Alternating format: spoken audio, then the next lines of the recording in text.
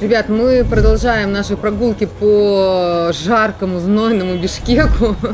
И у меня новый собеседник Мелис. Здравствуйте. Здравствуйте. Мелис, как вас правильно представить? Ну, я вообще занимаюсь кыргызоведением, кыргызовед. Я сам руководитель общественного фонда «Бабдулет». И вот уже на протяжении 20 лет мы занимаемся изучением, познанием, то есть собственной культуры, традиции, истории, санджиру, да, то есть сами себя познаем, грубо говоря. Почему? Потому что это сейчас актуально, в век глобализации, мы все это знаем, и поэтому именно вот эта вот идентичность национальная, с ее уникальностью, особенно в культурном спектре, в мировоззренческом, это очень интересно. Потому что, зная все это, ты можешь просто вот так вот предполагать, или там прогнозировать какие-то процессы общественные, даже и государственные. Поэтому это очень важно даже. Ну, скажите, а вообще вот кыргызы, они насколько вот чтят историю свою, следуют традициям, насколько они вот именно в этом живут, а не просто для галочки? Да, я бы сказал бы так. Вот, знаете, здесь очень такой интересный момент. Не всем, всем не секрет, я хочу сказать, то, что мы представители кочевой цивилизации.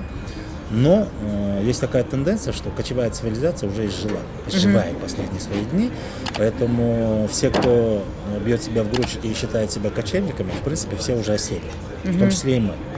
Но при этом, вот мы сейчас живем в оседлой культуре, как бы, все, и государственное устройство у нас все, и хозяйство, все такое, да, но мы еще какой-то процент бытовой жизни мы сохранили, именно традиционно кочевого порядка. Почему? Потому что без этого никак. У нас вот как-то. И мы вот сейчас стараемся, сохраняя все наши традиции, если даже не все, но основные, и какой-то ритм вот этой кочевой жизни еще как-то в себе держать. Потому что без этого кыргызы как бы не кыргызы. Даже что значит ритм кочевой жизни? Как смотрите, вот в городе его можно... вот смотрите, даже в городе, не в самом городе, а в пригороде очень много есть таких парков, где можно спокойно, доступно пойти покататься на лошадях, допустим, поиграть в ту же губбыру, допустим. Это все доступно. За город выйдешь, пару сел, все, там уже местные ребятишки, дети, уже вот, которые уже в силе оседлать лошадь, да, они уже спокойно играют у себя во дворе там, в эту игру и так далее. Не только это, вообще. Вот этот вот кочевой год. Потом скотоводство у нас, оно до сих пор у нас как бы еще пользуется спросом, поэтому без скотины тоже мы как бы себя не представляем. В частности, вот, допустим, в горных селах основной вид как бы нашей деятельности. Поэтому отчасти где-то вот это вот он у нас полукочевой, полуоседлый.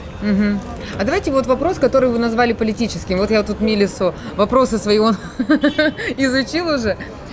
По поводу Кыргызстана и Киргизии. Почему кыргызы, или я не могу сказать, что обижаются, но довольно-таки больно воспринимают, когда называют киргизы и Киргизия? Нет, знаете, я бы вам сказал бы, не то, что обижаются, просто, наверное, здесь надо понять. Если в самой этимологии стан или Киргизия, да, Киргизстан или Киргизия, то это другое. А если вы имеете в виду кыргыз и киргиз, вот здесь разница большая. Расскажите. Вот наш этноним, он кыргыз. Если дословно сказать, что это значит, это неистребим. Неистребимый. Неистребимый, потому что очень много версий, вариантов в научном мире, я в частности как кыргызовед, я точно это изучаю и до сих пор, и вот очень много, около 9 версий есть, и все как бы в принципе обоснованные, ссылаются на какие-то источники, на какую-то философскую часть, где-то с санджирой связывают, там с какими-то личностями, да, с историей, то есть, но везде идет какая-то трансформация, допустим, кырк-огуз на кыргыз, так-то так. Все вот эти варианты, они все трансформированы. Но меня удивляет то, что кыргыз слово, оно не сложное. И нет смысла трансформировать, тем более те слова, которые придаются как варианты, кырк-огуз или кырк-кес, говорят, кыргыз. Такие слова, их можно и так произносить. Для кыргыза это не трудно.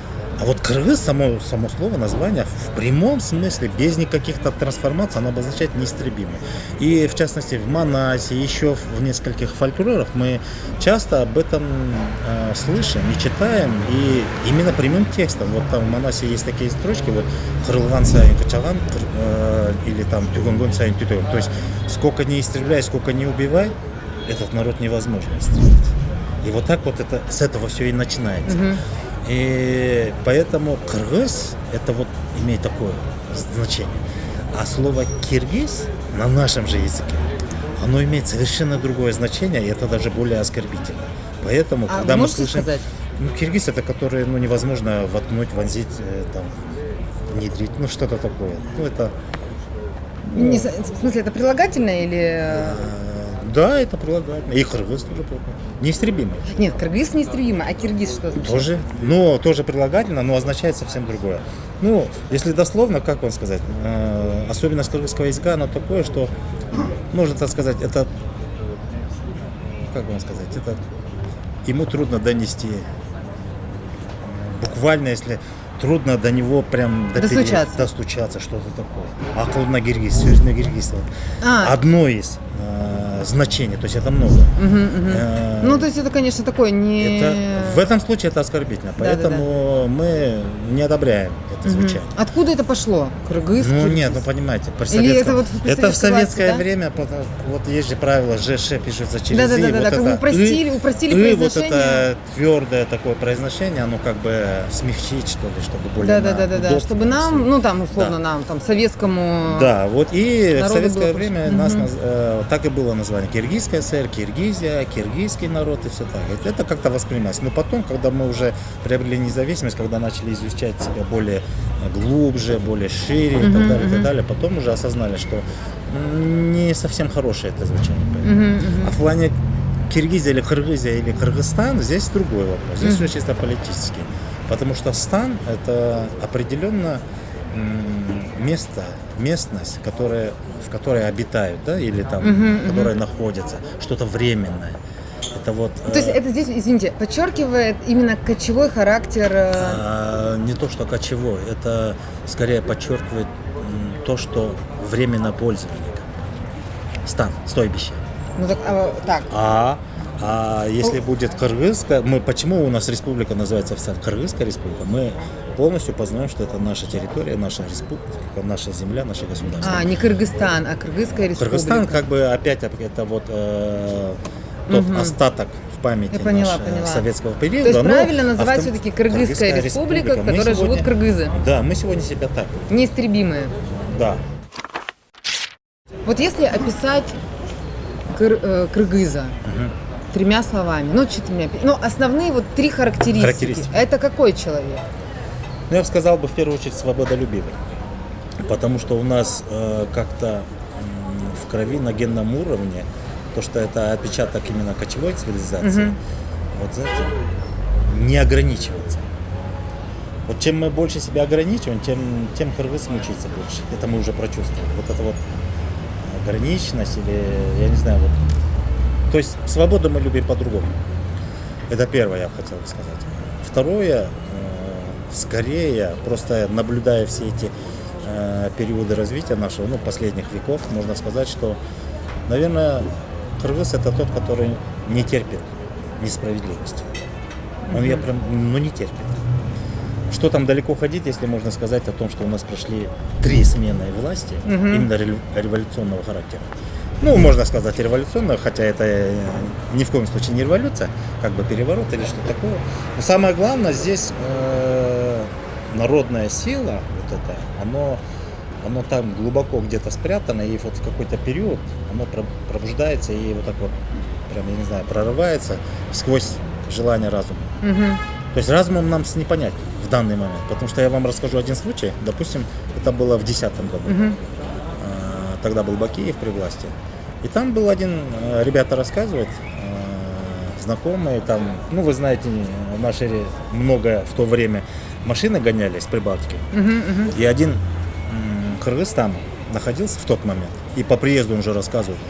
Я был удивлен, говорит. На следующий день, на 8 апреля, когда вот здесь все произошло, местный там, тоже латыш или кто, литовец, подходит к нашему, он компаньон, они хороших отношений, он его прямо обнимает, дергает и за руки, за тело его прям хватает и держит. И с удивлением говорит: вы вообще кто, вы люди или кто? Он говорит: я не понял, а что стряслось? Я говорю: ты не в курсе, что там у вас творится? А он говорит в мыслях: я-то в курсе, что поменяли власть. Для нас это как бы норма. Да. Наверное, что-то еще произошло, что я не успел, якобы. Он говорит, и на уточнение: а что именно? Он говорит: у вас там кровопролитие. Ну, господи, у нас это не впервые. Он говорит, а вот тот удивление говорит: нет, меня удивило то, что я вам перерассказываю, что в мировых СМИ где-то промелькнул какой-то кадр, буквально там доли секунды. Он говорит: бежит парень, лет 18 максимум, молодой, видно, зеленый, в руках флажок, флаг наш, кыргызский флаг, и бежит в сторону Белого дома. И камера крупным планом берет его лицо, показывает. То, что издалека увидели с флагом, берет крупное лицо, прям лицо, и в этот момент прям снайпером в лоб, прям это запечатлелось. Тот, естественно, падает. И камера все это наблюдает, и в этот момент, когда он падает, второй подхватил его знамя. Тот упал. И побежал. Тот подхватил знамя и пошел вперед. Камера все следит. И второго тоже застрелили. И в этот момент третий подбегает, его схватил, и камеру уже увернулась. То есть он говорит, увидев это, говорит: я не могу вообще представить, вы вообще люди или кто? Вас прилюдно, прямо на глазах убивают, а вы нет, вы усиливаетесь, понимаете? Что вами правит? А вот здесь что? Вот это вот что, здесь... такой отчаянный патриотизм? Или вот что вот это? Нет, что это скорее как раз-таки борьба с несправедливостью, потому что это у нас в генном уровне. И как раз-таки вот в знаменитом эпосе Манаси у нас так и говорится. Вот когда вот сколько не истребляй тебя, они наоборот усиливают свои, скажем, писали в той же Москве: не буди во мне кыргыза. Не буди во мне кыргыза. Так было написано, я был удивлен. Или в Украине, по-моему, когда там тоже были же беспорядки. Да. Кто-то брал, якобы, видите, берите пример с них. Типа, вот они могут достигнуть своей цели. Понимаете, здесь, когда уже все грани переходят, да, и вот этот внутренний потенциал, он уже идет насмерть, наверное. Потому что это превыше всего. Лучше жить свободно, в справедливости, нежели под гнетом и так далее, и так далее. Понимаете? И вот когда вы говорите о характеризовать, я, скорее всего, вот эти две черты всегда. Это вот свободолюбие и нетерпение, несправедливость, скорее всего. А потом еще один характер, если вы, раз уж вы сказали, о трех. Ну, давайте третий. Я хочу может быть, где-то похвастаюсь, да, но я думаю, что это достойно, потому что мы наблюдаем это и сегодня. Есть вот это качество сплоченности у народов, у самого народа. Я не скажу прям 100%, но тотально оно очень ярко выражалось несколько раз в последних событиях. Допустим, вот буквально последние, когда у нас были конфликты на границе с Таджикистаном, когда там вооруженное войско прям, наступательную такую агрессию проводило, это в буквальном смысле. А у нас, где-то какие-то, если и были вооруженные силы, то есть как оборонялись, но просто простой народ встал, сплотился, кто откуда, они выехали отсюда, поехали туда, уже встали в ряды, говорят: дайте нам только оружие и дайте разрешение, мы готовы. Мы сегодня это уже обсуждали, да, такое вот это интересное. Самоорганизация, вот эта сплоченность, именно самоорганизация. И я как хрызовед, я придаю таким вещам очень должное внимание, и я стараюсь найти объяснение. Это как раз таки вот этот вот кочевой образ жизни, он именно руководствовался этим принципом самоорганизации. Потому что в кочевом образе, вообще в кочевой цивилизации, допустим, даже само государство невозможно представить такой, как мы имеем ее сегодня. Такое централизованное, оседлое, с границами, там, с ведомствами, я не знаю, там, со столицей, это ладно. Но вот в таком формате трудно. Там скорее была именно вот эта сплоченность и самоорганизация. Что бы ни приключилось бы, всегда первым делом самоорганизация включалась, потому что именно сплоченность, объединение способствовало сохранению. Дать отпор врагу и так далее, и так далее. То есть это вот на протяжении веков или тысячелетий, наверное, настолько оно в крови, в самосознании настолько укоренилось, что оно срабатывает как рефлекс. И у нас вот это еще есть. И я даже не удивился, когда даже таджикские, по-моему, или блогеры, или кто-то в социальных сетях писали, что даже войска, не то что побоялись, но они уже вынуждены были считаться, потому что самоорганизация у кыргызов мощная, там дело даже не в вооружении, а в самой силе духа. Да, И да, это о важно. многом говорит, понимаете? У нас ведь как такового, допустим, как такой принципа вертикальной власти всегда, даже в мирное время, оно не наблюдалось. У нас даже очень много спорных моментов среди историков и, ну, скажем, этнографов, когда дело касается политического вопроса, в частности, власти, структуры государственности, как было.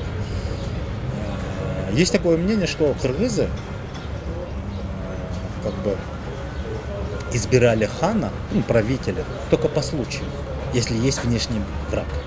То есть Для того, чтобы сплотить нацию. да, чтобы дать отпор во внешние силы, внешнюю агрессию, тогда, чтобы сплотить и чтобы в одном лице было руководство.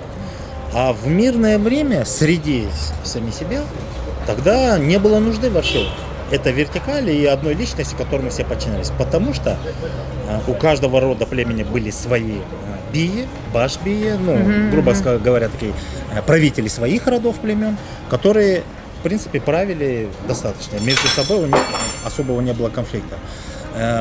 Есть много пословиц, которые говорят о том, что даже если у нас был бы правитель, то он всегда руководствовался, у нас есть вот дословная такая пословица, «Қан билигінен нарт күшті». То есть сильнее власти правителя есть народная мудрость или народные традиции и ценности. То есть даже Получается, правители... оплот демократии в Средней Азии. Конечно. Вот у нас как раз-таки вот эта демократия, ее часто говорят военная демократия, но я скажу так бы, у каждого народа есть свои принципы демократии, народовластия, и оно у нас было, скорее всего. Было, это ярко выражено, и оно как раз-таки дает о себе знать в поведении в последующих времен. Сплоченность прежде всего, объединение, принадлежность к одному единому целому. Независимо, есть во главе правитель хан или нет, или если правитель не соответствует, ну, народ, он един. И как раз-таки свергает своего недобросовестного, скажем, неправильного правителя. Давайте вот интересный у меня как раз вопрос сюда в тему про целостность народа. Я вот несколько дней, и даже еще когда я готовилась к этой поездке, такие ко мне ласточки прилетали, что вроде как север и юг все-таки напряженные отношения. То есть либо менталитет немного разный, вроде как южный там с узбеками есть замешан, да, и по языковым каким-то моментам. Да. Смотрите, это, конечно, это нельзя скрыть, невозможно, во-первых, скрыть, но такой же принцип, в принципе, территориальный принцип, он во всех народах, во всех государствах Ну, у нас тоже такое есть, конечно. Существует, правильно? Естественно. Это не удивление. Та же Америка, посмотрите, Германию посмотрите, южане, северяне. Это, в принципе, географическое, территориальное разделение, оно всегда имеет место быть. Потом, что касается нас, нельзя не учесть в тот момент, опять-таки, смотрите, север Кыргызстана примыкает к казахам, это более родственный по духу, по образу жизни. Южный Кыргызстан, южный регион, одна часть примыкает, если к Китаю, но это Да, Китай, отдельно, это Таджикистан и совсем. Узбекистан. А здесь Узбекистан и Таджикистан, да? А здесь это оседлая культура. Поэтому влияние культуры, оно неизбежно.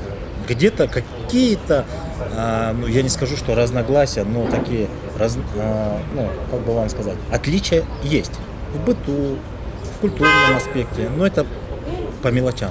Это как бы внешнее, может быть, там, оформление, видение, да? А в глубине все равно кыргызский народ, он остается кыргызский единый. И часто этим пользуются политики, когда сталкивают или стравливают южан против северян и вообще вот это понятие. Разделяй и властвуй, да? Ну, в каком-то понимании. Ну, это, понимаете, вот сколько человечества существует, столько эта политика и существует, разделяя власть. То есть на этот повод у нас есть такая пословица «Ырыс алдын тымак». То есть единство – это залог всего, и успеха, и удачи, и жизни, и богатства, и всего. То есть без единства это никуда. Или когда говорят «güç birlikte», сила в единстве, да? Ну, это аксиома жизни, понимаете? И я думаю, это у всех народов так. Кто един, тот непобедим. Конечно. А та политика, разделяя власть, она Да. была всегда. Да, и это да. скорее политического характера, такие намерения. И подогреваются какие-то вот... Естественно. Кто-то и без внешних языков, Ну, да, не да, без да. них, да, как бы сказать. Но в любом случае это все касается политики. А что касается самого народа, я бы не сказал. Потому что вот смотрите, ну буквальные события в Таджикистане. Мгм. И объединился и север. и Поехали и Сысыкули, и Чуи, и Таласа, и Снарына, ну, там не смотрят. А потом, у нас же по сей день еще есть такая кровное родство, единение. Это родоплеменная система. Кто-то скажет, что трайбализм это плохо. Сам трайбализм, если в политике, естественно, это плохо. Но у нас он в быту, не в политическом плане, а вот именно в быту, в бытийском понятии, это система родственное сближение, родственных сближений. То есть, смотрите, рода, племена, они у нас расположены не так, чтобы в одном регионе определенные рода, племена. Допустим, те рода, племена, которые живут в Баткене, представители тех же родов, племен, они живут и в Чуе, и в Таласе, или в Нарыне, да? Поэтому, а он же по крови родной. И как он будет смотреть? Нет, ты баткенский, ты северный, а я южный. Нету такого. Там в первую очередь будут родственные связи, а потом уже общие. А потом по системе, допустим, родственно-племенных отношений у нас же есть четко по Санджире все сказано, что 3 крыла, правое, левое, середина, все вот сыновья, это все дети, сыновья одного человека. То есть мы в итоге все мы братья. То есть просто там есть четкое вот кто с какого колена, да, грубо говоря, кто от кого происходит, как. И на каком пути мы объединяемся, на каком уровне, на каком колене и так далее. То есть это опять-таки познание себя и все, и укрепление вот это именно родоплеменное. И когда у нас даже есть такая пословица «Джейтатасым билибеген, джейтесиску», дословно, если ты не знаешь своих 7 поколений, как минимум, то ты считаешься рабом. Рабом в каком плане? Не в прямом плане, что ты безвольный, а в плане того, если ты не знаешь свои корни, не знаешь свое происхождение, не знаешь свою как бы принадлежность к народу, да, тогда ради кого ты живешь, ради кого ты существуешь, тогда ты раб. У нас же, у кыргызов самое плохое, даже в исторические времена было наказание, или как бы самая большая кара, это не смертная казнь, а изгнание из народа. Это хуже всего было. Лучше умереть, чем нежели быть изгнанным. изгнанным. Потому что изгой, он никто. Один в поле не воин и так далее. И поэтому те, которые не знают себя, своих корней, своих 7 отцов, то есть принадлежность, это как паспорт у нас, генетический паспорт. Чтобы доказать кто-то, что ты кыргыз, ты должен назвать всех своих 7 поколений, а в свою очередь все остальные должны знать. Там и бывает такое, что когда спрашивают незнакомца, а кто-то, он говорит такой-то, а ну-ка назови своих 7 отцов. Он называет, и там попутно специально вопросы такие задаются, чтобы проверить. Уточняющие, да? Да, действительно ли он, или он просто выдает. И когда он отвечает достойно, значит, они его принимали. Это был такой контроль, да? Это и паспорт, по сути. Это идентификация. А если этого не знать, какой же ты кыргыз, если ты не знаешь историю своего происхождения, если ты не знаешь, к кому ты примыкаешься, к какому роду племени, тогда какой из тебя кыргыз? Вот у нас до сих пор это еще живет. Вот мы сегодня оседлые, городские и так далее, но каждый уважающий себя кыргыз, он знает свою историю, он знает свою санджиру, происхождение. И 7 это просто минимум. А так мы знаем до главного нашего прародителя, до Ломбия. Смотрите, Бишкек, Фрунзе, Бишкек. Как-то вот эти названия, понятно, что это не только смена названий, это смена, наверное, эпох. Ну да. Потому что Пишкек это был совсем маленький. Пек. Пишпек. Пишпек. Пишпек это был совсем маленький. Потом Фрунзе. Потом Фрунзе выстроился, советская столица выстроилась. Да. А Бишкек это вот то, что мы уже получили. Современное. Это современное, да. Независимый Кыргызстан. Независимый Кыргызстан. Это название вернули, когда... Историческое название. Да, вернули, когда распался Союз. Да. Вот по поводу названия. И еще интересный момент, возможно, у вас даже есть какие-нибудь шутки, хохмы, о том, что в кыргызском языке нет звука «ф». Есть, конечно. Есть? Нет, имею в виду, да, есть и такая. Фрунзе называли Прунзе, видимо. Фрунзе, Боронзо. Даже Боронзо называют. Боронзо? Боронзо. Потому что есть сведения, что Михаил Васильевич, фамилия в одном источнике писалась как Фронзе. Фрунзе. Фрунзе, поэтому Боронзо. Я почему-то часто слышал у старшего поколения, они назвали Боронзо. А потом мы как-то привыкли Прунза. Ну и Фрунзе, понятно. Ну ладно, если начать, то смотрите. Давайте сегодняшнего. Вот сегодня мы называем, наша столица называется Бишкек, и это было постановлением Джоргу Канеша, то есть парламента уже независимого Кыргызстана. И там в этом документе сказано, что мы все-таки вернули столице свое историческое название. А исторически она звучала в начале Бишкек. А теперь вот вопрос, откуда Бишкек? Потому что мы знаем, в советское время это было Фрунзе, а до Фрунзе, до Михаила Васильевича, ну, имеется в виду до того, как дали название этому городу, он назывался Пишпек. Во всех российских и даже советских источниках везде значится Пишпек. Но если туда дальше глубже копнуть, то откуда вообще Пишпек появился здесь, российский Пишпек? До этого здесь была Каканская крепость, именно здесь. И интересно, именно опять-таки российские источники указывают, что до этого здесь была кузнечная крепость, которая наименовалась как Пишпек. И потом с приходом советской власти, российской империи, потом здесь образовался город Пишпек. И вот до этого Каканская крепость, это кузнечная крепость. А каканцы сами, вы понимаете, Каканское ханство, когда оно здесь уже своих наместников поставило, оно не строило новые города, оно пришло в действующий, как раз таки вот эту кузнечную крепость. И вопрос, откуда эта кузнечная крепость? А теперь вот откуда тот же парламент Джордж Канеш, на что ссылается, откуда они взяли это все. Оказывается, была такая история. Мы знаем, что в 18 веке на этой территории господствовало Джунгарское ханство. Это джунгары, айроты, калмаки, это один народ. То есть, и вот в 1750, по-моему, там, я уже не помню, скажем, в середине 18 века, 1750 то ли 8 или 7 года, была последняя битва за независимость, грубо говоря.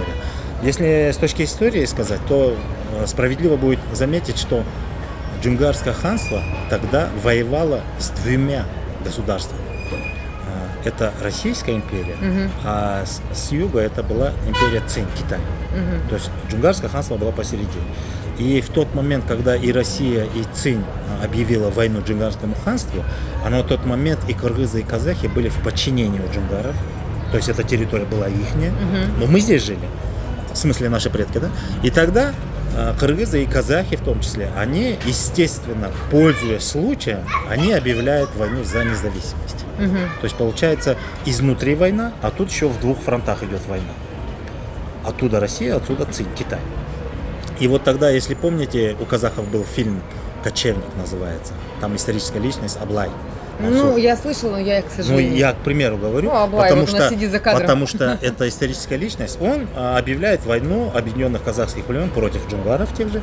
А у нас со стороны кыргызов то же самое. У нас под предводительством Чонгмамбет был такой великий воин. Он объединил все войска, всех батыров кыргызов и направляется против джунгарского тоже. То есть мы на тот момент воевали за свою независимость. И вот в рядах этих великих воинов со стороны кыргызов был такой Бишкек-Баатыр.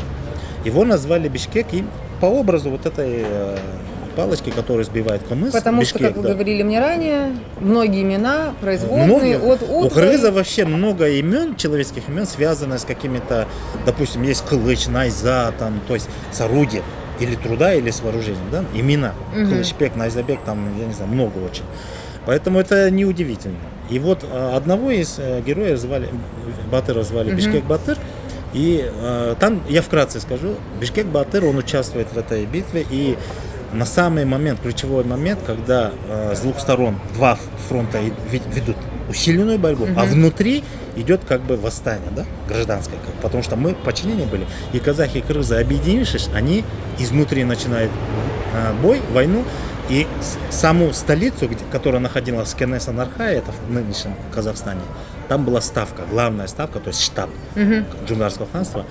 И в этой великой войне именно Бишкек-Батыр по воле случая так получилось, что он врывается, скажем, через линию фронта и пробирается в центр, где был установлен главный флаг вражеский. И он этот флаг сносит. Понимаете, он сносит флаг. Поэтому в народе есть такая поговорка, его второе имя как Туджигар, то есть сноситель знамени. Снес знамя, вражеское знамя. Когда знамя падает, естественно, падает дух воинов, и, ну, естественно, там все закончилось тем, что Джунгарское ханство пало. Все. И по сей день джунгары не создали свое государство. Одна часть в Элисте находится, это в России, остальная часть, она прижилась среди кыргызов, среди казахов и там, в Китае. Ну, просто они вот как этнические группы, и все. И вот тогда вот Бишкек-Батыр проявил такую доблесть, и он стал знаменитым после этого. Но по возвращению, когда все освободили эту территорию, он, помимо того, что он был воином, он еще и занимался кузнечной деятельностью. То есть он был кузнецом. И как раз таки вот здесь, вот Чуйская долина, она была, ну, это был шелковый путь, проходил через это. И он, зная, что здесь постоянно проходят караваны, и он именно на устье реки Аламедин построил там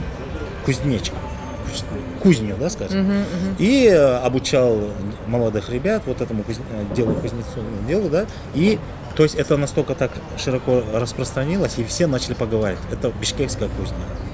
Кузнечная крепость, потом это Бишкек, так и называлось.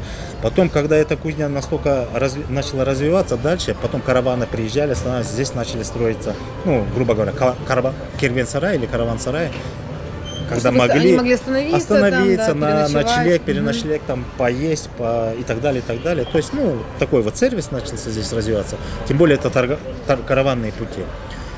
И постепенно он разрастался и превращался в такое, ну, как бы в селение, скажем. Может быть, не сразу город, может быть, как селение, просто как. Но в центре всегда была кузнечная крепость. И эту крепость они построили, видимо, достаточно, что она была вот знаменитой.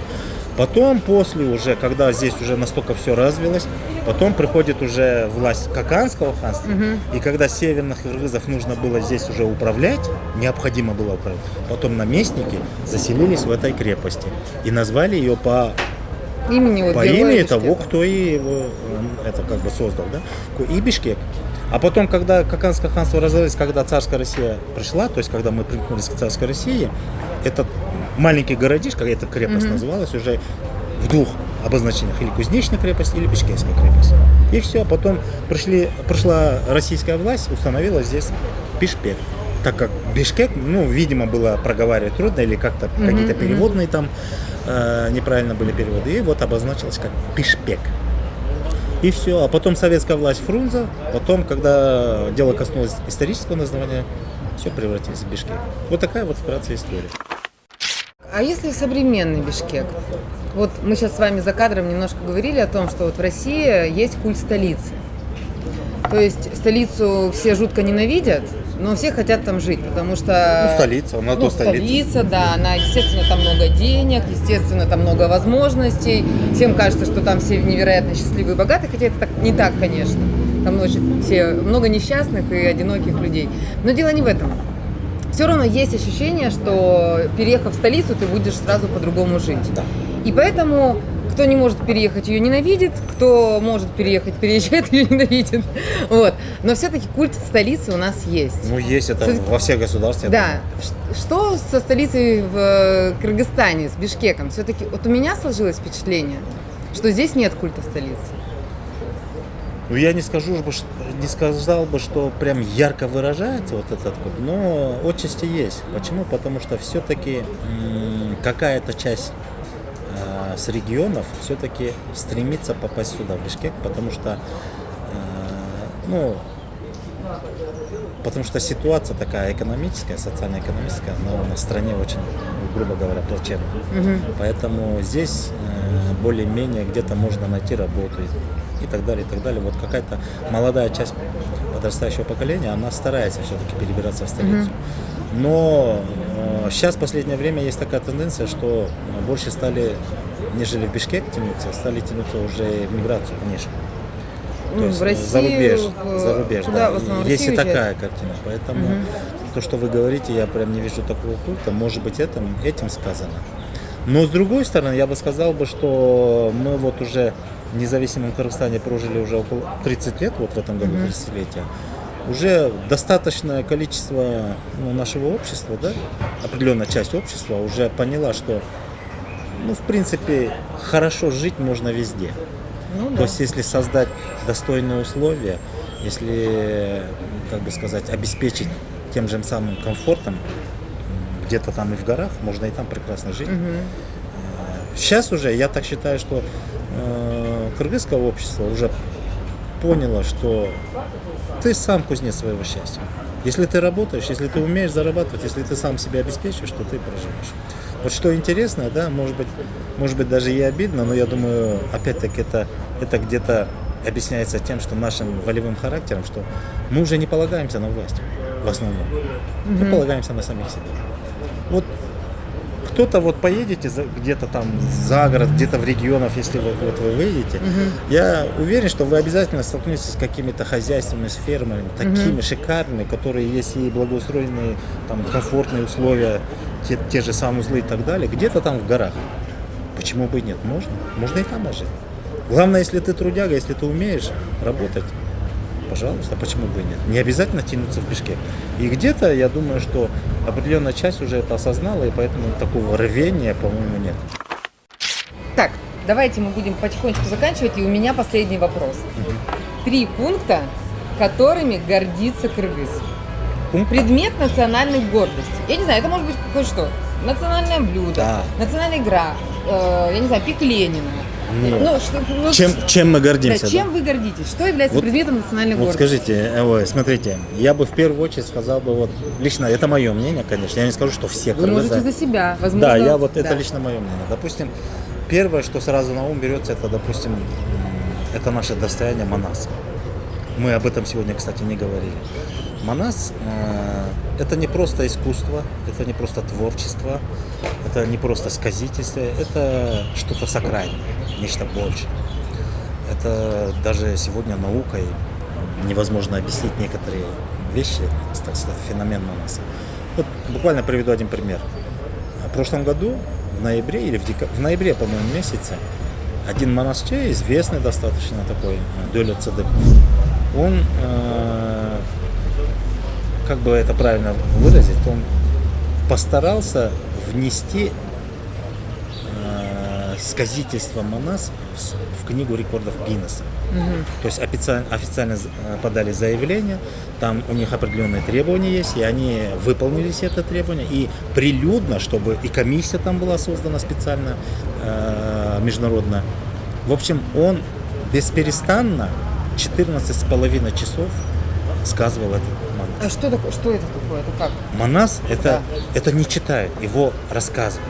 Но Сказание. Оно идет оно как импровизация? Вот дело в том, что это не просто импровизация, это скорее состояние транса.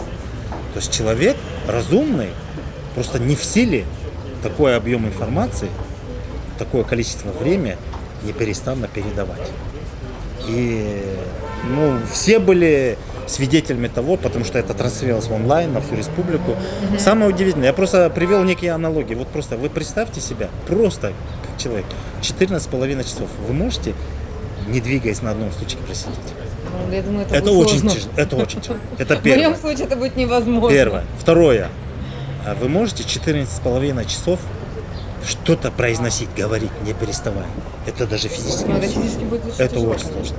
А там он говорит неперестанно, еще и смысловая нагрузка. То есть это целый объем, который имеет свою последовательность, потому что вся комиссия сидит, записывает это все.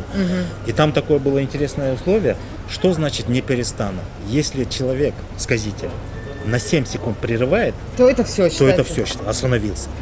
Вы понимаете? Это вот Пауза не менее 7 секунд. И вот так вот он 14... Не более 7 секунд. Не более, Да. да, пауза.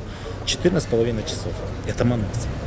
И это он еще не все ему и рассказал. 7 секунд дается люкс, чтобы подумать, о чем дальше говорить. А дело в том, что он там не думал. Он не думает? Это идет состояние транса, передача информации откуда-то, с потустороннего мира. Называйте как хотите. Но он повествует именно события, что было в Манасе. Хорошо, я, слушая Манас, пойму, о чем речь идет? То есть там есть логика? Конечно. Если вы поймете кыргызский язык, вы там... Просто он же на кыргызском же. Я поняла, да. Потом, Единственное. почему он феномен, во-первых, еще я даже могу похвастаться, то, что Он является самым объемным эпосом всего человечества. 555 тысяч строк. Строк, не слов, а строк. Самый, до этого, до того, как мы нас включили в этот, опять-таки, рекорд Гиннесса или в ЮНЕСКО он где-то запечатлен. До этого считался Махабхарата, считал, индусский эпос. Он 200 тысяч строк. 200 тысяч, а тут 555 тысяч. Вы понимаете, это какой объем. И уникальность Манаса в том, что вот сколько у нас есть манасчей, столько вариаций будет этого эпоса. То есть нету единого эпоса. Каждый монашчи свой манас. Но это не значит, что они все разные. Генеральная линия, события, где он родился, кто его отец, кто его друзья, все похоже. Просто повествование, описание, пересказ у каждого по-разному, в зависимости от его багажа словесного, от его знаний, тоже там это все. То есть от этого зависит. И вот такое вот чудо. Хорошо, И этим мы Манас гордимся. чудо Манас. номер 1. Чудо номер 2. Ну, таких очень много. Ну, скажем, допустим, давайте... Говорим про национальную гордость. Вот смотрите, про национальную гордость. Вот последнее время лично меня, и не только меня, я думаю, что большинство прям настолько тронуло вот Всемирные игры кочевников. Это такой глобальный проект в мировом масштабе в плане того, что мы сумели все-таки миру презентовать какую-то часть нашей культуры. Я подчеркиваю, какую-то часть. Это не вся культура. Это часть игр. Есть такое понятие, если у какого-то либо народа много игр, перечисление множество, значит, можно судить, что этот народ жил в вольности и в достатке. То есть мог себе позволить развлекаться и играть. Если народ не имеет игр, значит, его судьба тяжела. Там не до игр было, там выживали. Вот этим все сказано. Ну да. А в этих всемирных игр кочевников мы показали, мы не все показали, но мы достаточно показали, что мир был приятно удивлен. И, по-моему, даже вы, по-моему, согласитесь, что одно из самых таких потрясений это было Кокберу.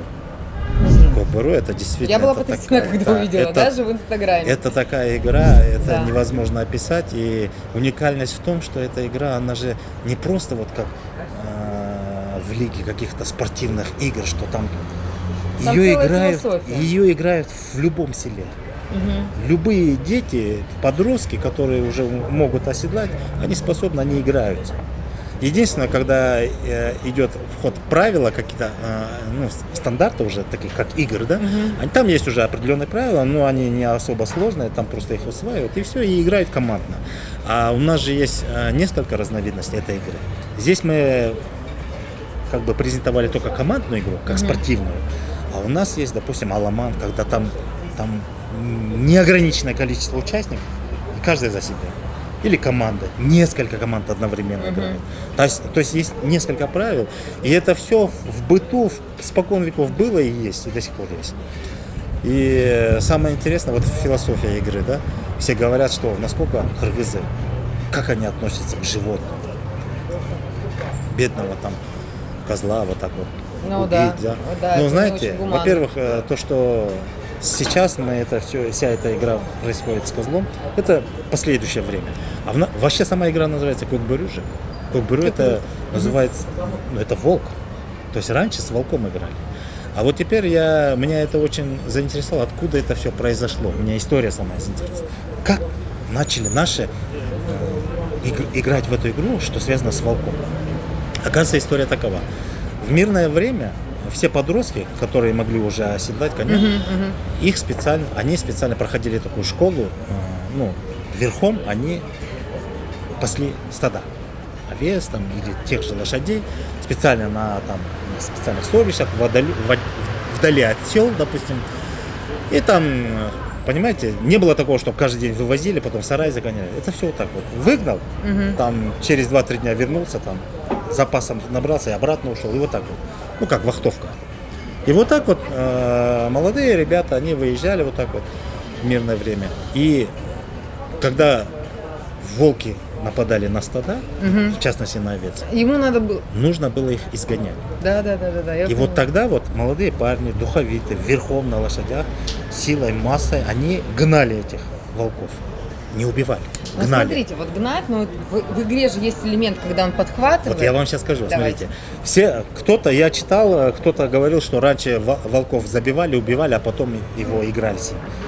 Я не думаю, что было так, потому что, я вам скажу, есть пословица, которая именно бережное отношение даже к волку кыргызов. У нас есть такая пословица: «Иттин иеси болсо да, бөрүнүн теңири бар». Это означает, если у собаки есть хозяин, ну понятно, это человек, да, то у волка есть создатель, хозяин-создатель. То есть идти против волка, против Создателя, значит, идти, против да? создателя. То есть кыргызы это четко понимали. У нас это было очень четко. Так, отношение с природой это было прежде всего. Поэтому волка не убивали. Они его гнали, но хитрость, ловкость, именно отважность, это нужно было тренировать. В мирное время нет войны. Как раз таки волк помогал. Что здесь? Подхватывали за заднюю лапку Волк. убегающего волка. И его старались вверх Чтобы выкинуть. он, ну, наверное, чтобы он еще испугался, да? Конечно, это, во-первых, такой страх наносил самому волку, Ну да, да, а да. ребятам забава. А потом, А вот, он, допустим, наверное, и кусануть помог. вот, это же и ловкость надо. Это Ну надо да. успеть поймать его и так быстро подхватить, быстро, ну, как бы подкинуть, чтобы он не успел тебя еще и кусить. А потом, вот, допустим, я подкинул на определенный рост, а кто-то смотрит, а я выше. И второй берет. Пока волк полностью не удрал, ребятишки его- занимались и его отгоняли. Тем самым, смотрите, здесь был плюс. Это была спортивная подготовка верховой езды. Ловкость, потому что у нас есть Ну, тыйнагмей, довольно-таки знаете? низко нужно. Ну, вы знаете, не у нас слететь есть, с лошади. у нас есть игра тыйнагмей. То есть надо подобрать монету с земли на скаку. Это то же самое. Как ее разглядеть? Так дело, это, видите, это зоркость, ловкость. И не так подскакал, остановился, поднял. Нет, это все надо на скаку. Это тыйнагмей, это она лежит, спокойно возьмешь. А тут волк живой убегает, надо ее схватить и подбросить. И вот кто выше подбрасывает, кок беру, кок. Во-первых, если прямой перевод, это синий волк, серый, стальной, Ага. понятно. Но второе значение гок беру, гок косапру. Волк в небе, гок это небо у нас. То есть кто больше подкинет вверх. То есть это еще и сила нужна, Ну и да, ловкость, да. и хваткость, и храбрость. В общем, весь пакет всех Я этих посмотрела, тренировок. Там мужики, которые играют, они такие Конечно. мощные. Там.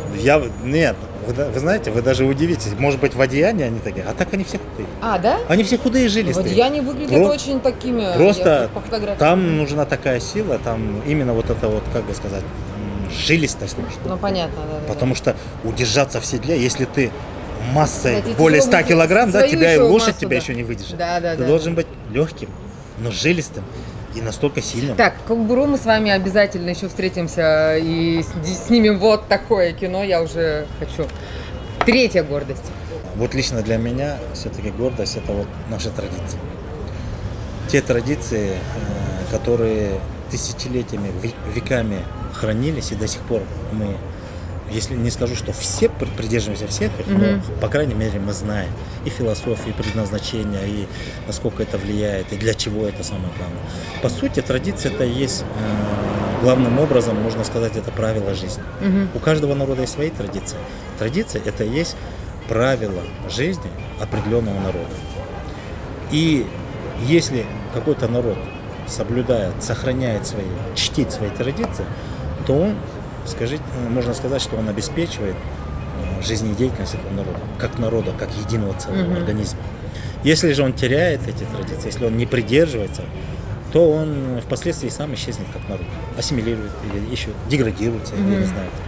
По этому случаю у нас есть пословица «Салт бузулса эль бузлат, салт жоғалса эль жоғалат». То есть, если нарушаются традиции, то нарушается, можно сказать, разрушается народ. А если теряются традиции, то теряется сам народ. Это в буквальном смысле. Традиция – это главное в жизни любого народа, я считаю. И я горжусь тем, что наш народ до сих пор еще сохранил те традиции, которые способствовали кыргызам пройти через вот эту многовековую тысячелетнюю историю и сохраниться в своем обличии, своей уникальностью, благодаря традициям. Вот это для меня важно. Со мной был Милис Мураталиев. Милис, очень интересная беседа. Я лично слушала, просто вот не моргая, открыв рот. Я надеюсь, ребят, вам очень понравилось. Подписывайтесь на мой канал. ставьте лайки, пишите комментарии. Это все говорят всегда все блогеры, но действительно, если вам понравилось, я буду очень рада. Миля, с вами я не прощаюсь. Надеюсь.